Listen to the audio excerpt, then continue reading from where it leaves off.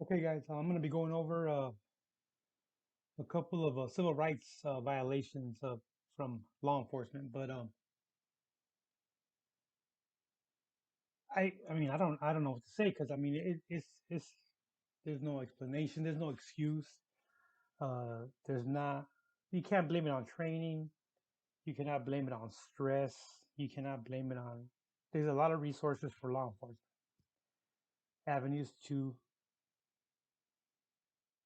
actually not to fall into that trap, and you can fall into that trap fast, and it happened to me when I've told in a story before when working in a group of 100, and it just happened that I was in the center and they were sending the group to me, the one that was actually already detained. They were sending them towards me, and I was just sitting them down in a kind of like in a circle, in a I guess a circle, and for some apparent reason, I got excited and I was actually yelling. I was actually coming off as an aggressor, and luckily I was around the right people, and they called me out over the radio if I was all right, And then I caught myself, and I don't know why I did it, the excitement, but I can't explain it. But like I said, I was lucky enough to be around the right people to suppress that, and that was the only time, And like I said, I don't know why I did it, But for these actual veteran officers, there's no excuse. These are not your rookies. These are not people in their 20s, okay? So current and former Ewing Township Police Department officers were indicted by a grand jury on civil rights charges for their roles in assaulting a minor victim during the course of an arrest. Okay, uh, Michael 51, he was a lieutenant with the actual police department. That right there, Of course not. He's retired, of course. Matthew 43, and then Justin 33. These two individuals are still current police officers. How? I don't know. Um, you and I would have been looking at some serious charges and looking at some serious years for what they did, and these guys are still patrolling the actual city. It's just a disgrace to tell you the truth. They're both charged in a two-count indictment with deprivation of rights under color of law. They basically did in uniform and are charged in one count with a felony offense of deprivation of rights under color of law causing bodily injury. While the actual Justin is charged one count two with a misdemeanor offense of deprivation of rights under color of law. Okay. They both surrendered and are scheduled to appear by video conference before a judge. It's just, it's a trip because law enforcement, they run by a different set of rules that don't apply to us and don't apply to them. We don't get a timeout and get sent home when we commit a crime, especially a violent crime. Oh yeah, just go home. We're gonna turn it into the grand jury, and we'll see what happens. We'll see what we can do for you. Just go ahead and go home. Continue your life. It doesn't work that way for us. So apparently, around 8:15 a.m., January 5th, 2018. Okay, so these guys have been on duty for this whole time. Wow. More than a dozen police officers responded to a report. A dozen for a report of a stolen vehicle. Wow.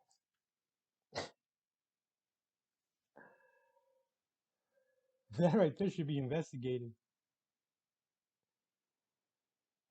which had crashed, and saw the driver of the vehicle running from the scene. Shortly thereafter, officers located the driver, a miner, in a detached shed on a residential property, removed the miner from the shed, and laid him face down on the snow-covered ground. Did he push him? He did not fight. He did not actually resist.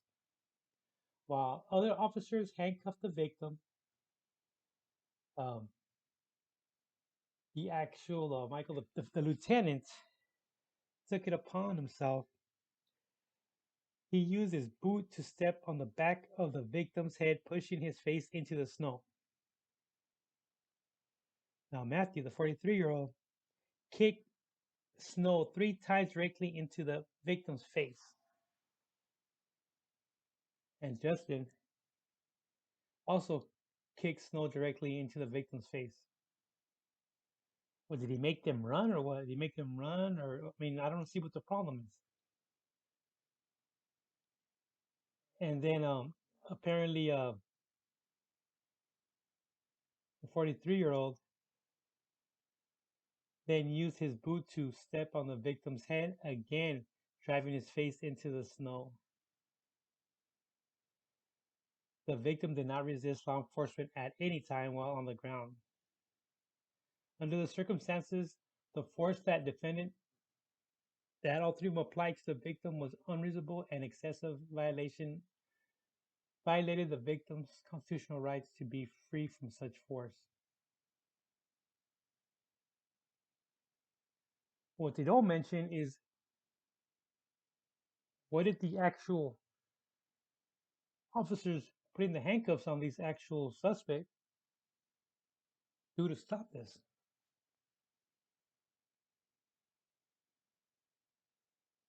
There's a law. There's somebody is breaking the law in front of other law enforcement,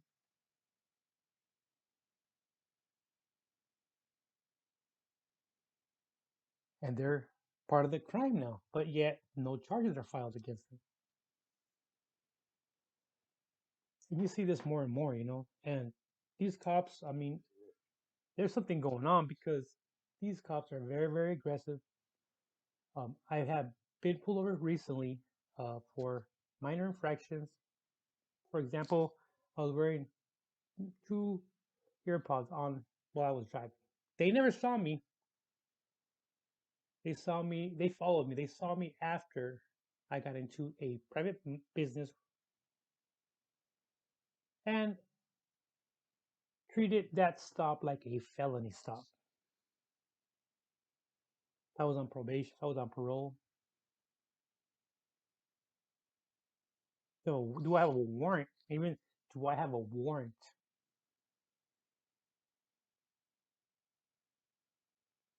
And I could have said a bunch of things to them, but why? It's only time. If I'm entertaining them, they're leaving somebody else alone, right? Now, this other one, he's actually a former police officer found guilty of violating an arrestee's civil rights by using excessive force.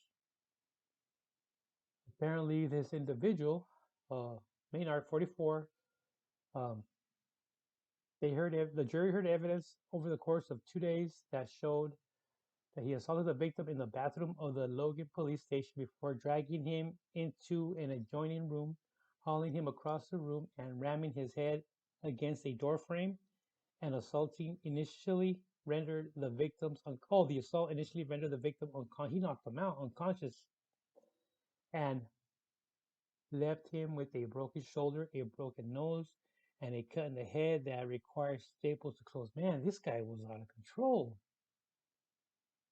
I mean, hey, I mean, I've been roughed up before, but I mean, not to this extent. Well, I didn't show any. I didn't. They didn't break anything, I should say. And wow, he actually took it to court. How do you take that to court? A broken shoulder. Uh, you knocked the guy out. A broken nose. I mean, how do you justify that? How do you try to fight that? We'll see how much time they get. But it is what it is. And of course, they have the whole statements. No one's above the law. Yeah, right. you guys are rewriting the laws. That is for law enforcement. You guys are rewriting the laws. Okay, guys, don't forget to like, subscribe.